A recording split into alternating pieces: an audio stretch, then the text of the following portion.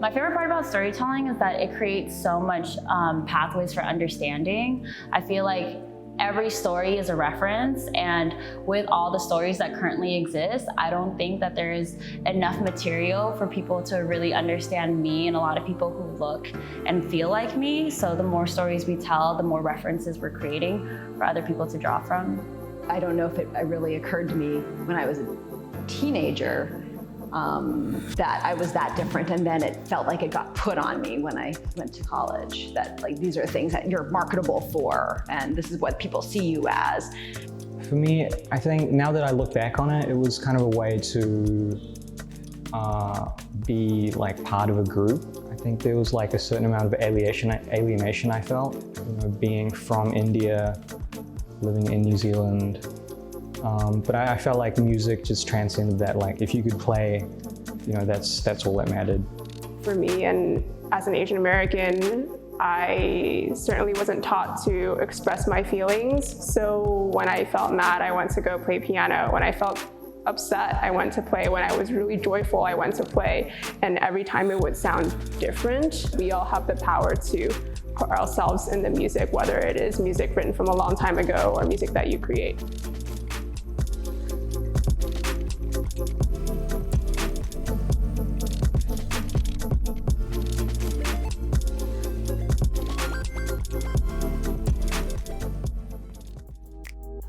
I think I started seeing things, you know, like weird casting practices. I was able to like really identify them, and I'd bring them up to like my friends and be like, oh, it's just in your head. I would always feel like, oh, my chances of being cast in this thing are not as great because I'm Asian. And they'd be like, oh, that's not true. There's all, you know, like you have Asian shows as well as those white shows. And it's like, it's not true. We have to like really see it for what it is. And I feel like a lot of people denied that there was kind of like some, you know, for lack of better words, like racist casting practices until pretty recently. I think definitely at the time, I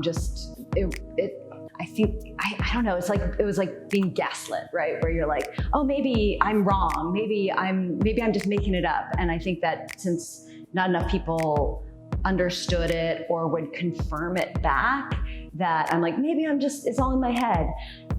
Honestly, like Issa Rae said it really well once. I think she said that she was just like waiting for the day where a Black woman can just play boring roles. And I think I'm waiting for the same for Asian people, especially Asian queer folks, to be able to just be the most boring characters and not be like caricatures of what everyone's expecting us to be. Like, we don't need to be crazy rich Asians. I just feel like a lot of times when Asians are accepted in Hollywood, especially currently, we have to be exotified, like we have to be speaking another language, or we have to be going back to our country. But I do feel like I just want to see someone who is in high school. Like, I just want to see someone in freaking like Euphoria that's Asian, you know? And like, I think that's what I'm waiting for. For me, it had a lot to do with like definitely growing up and not seeing ourselves in American stories, right? That I think it's really important for me, like for myself, to identify that Asian American is different than Asian. And Asian American is also slightly different, like the experience is different than white American, as it must be. And it's like definitely not seeing Asian Americans in typical American stories, like, you know, it automatically, you know, just feels like, oh, that's not us, or that we're excluded from that, or we don't deserve that. And that takes a lot of time to get away from, or to change your mindset as an Asian American person. I really started thinking about race, I think, when I started like performing, and it would, you know, more often be the case that the people we're performing for, the audience, would be largely, I mean, almost completely white, and I'd be the only Asian person in that room. There was some sort of like disconnect as to like how I felt like I fitted in the bigger picture. It still makes me feel weird that I'm usually the only Asian person, and I'm sure there's, you know, I'm sure people, you know, other people see that as well. They see, you know, all right, this is the only, you know, Indian person. You know, I'm sure when I go to a jam session, no one's gonna assume that I play an instrument or just because of, you know, in that world there aren't too many people that look like me. So yeah, it definitely happens. I'm sure it's happened a lot more times than I've been aware of. And I think kind of my way to cope with it is to just not think about it too much, because I feel like if I think about it, then I'm really committing to that. Yeah, it just makes me feel even more removed from the situation. So yeah, I just try not to think about it, especially when it comes to music. Like the only thing I want to be thinking about when I'm performing is, you know, the music and serving the music. So in the Western classical world, so like orchestras, chamber ensembles, very often mixing up our names, our faces on publication or media, or mispronunciation, an assumption that we are all the same ethnicity. I think also just like you're either really great or you're not good enough. And because yes, there are really incredible, extremely incredible Asian American musicians in the Western classical music world, that it almost breeds greater competition, unfortunately, amongst Asian Americans, because I so often wonder if the quota has been met. If X amount of your orchestra is already Asian, like how many more Asian people will you actually take, unfortunately? The early part of like after I graduated and I got my first big job and I like, oh, I'm going on tour. Oh, it's an equity tour. And I did The King and I for 1.5 years. And that was, I guess, like, it just felt like a self-fulfilling prophecy, right? Where he's like, these are the things that you write for, and hey, this is what you happen to get. I think like I started seeing the things that I started getting, like, you know, I'd get called back for like the Asian things, and like, oh yeah, it's like a slam dunk if you're going in and you're like, it's a Miss Saigon, you're definitely gonna get called back for that. Oh, it's like Music Man, probably not going, you know, it's less likely or what have you in like auditions. Definitely, especially when I first started out, it really affected my mindset of what I thought I could do. And I think definitely you want to think that I can do anything, but in the back of your head, you're like, oh, well, there's somebody out there telling me that I can't, or I'm better for something else, and it just happens to be like the things that are Asian.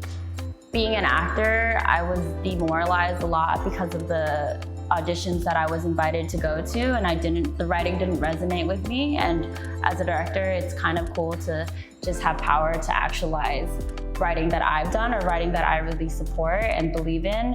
And it's also nice because when I was acting, it was like I was trying to change people's mind one by one. And as a director, it's like I have full agency to hire whoever is on front of the camera just as well as behind the camera. So like definitely when I'm picking crew, it's like very intentional that everyone behind the camera also looks like the people who are in front of the camera, because otherwise representation is just like pretty shallow if it's not fully intentional.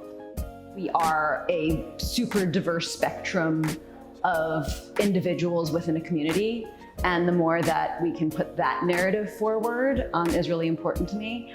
You know, whenever I talk to other writers who feel like they represent the entirety of their ethnicity or, you know, or their particular community, it's really tempting sometimes to be like, I have to represent all diversity. I have to represent the entire like panoply of Asian Americans, for example. And that's impossible. So I know that for me, it's the story that I can tell and that I'm like pretty good at telling is what it is to be an Asian American person who felt very isolated in a small town full of white people in the middle of farmland growing up, what that experience is, and what that experience is for, you know, to have like immigrant parents and like what that particular experience is. You can't create without knowing who you are. And teachers can't teach without knowing who you are either. If teachers are going to sever that or compartmentalize that, then that is the complete opposite of the arts, because I really truly believe that the arts are for communicating and creating identity and emotion for yourself and for whoever is watching and listening.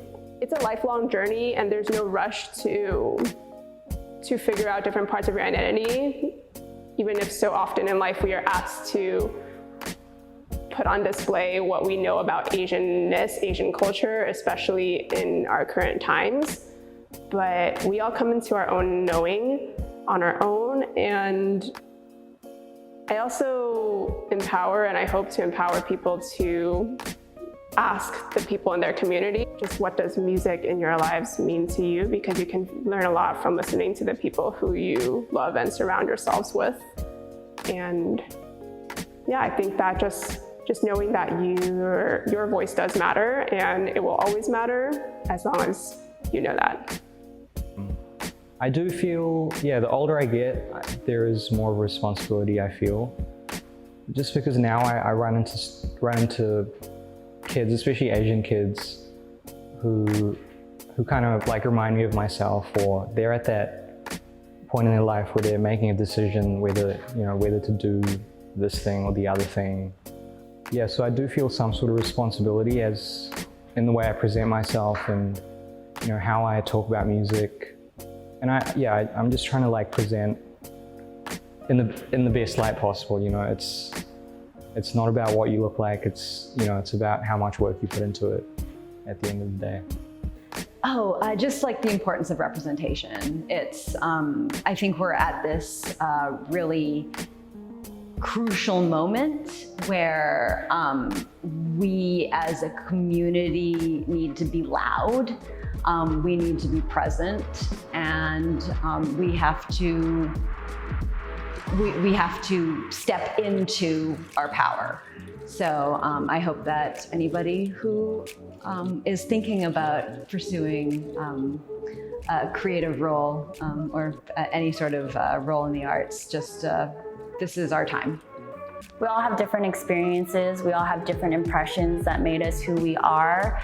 And I think you can be overlooked, and everyone thinks they have an idea of what your experiences are like, but until they actually hear it from you, it's probably not accurate.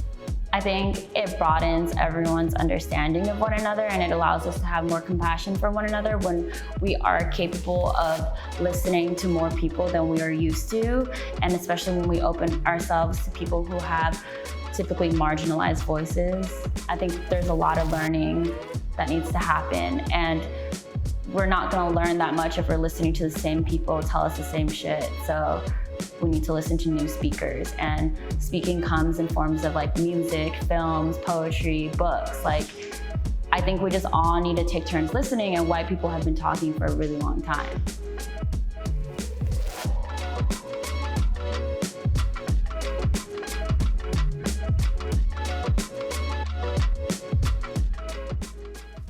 Hi, my name is Mari.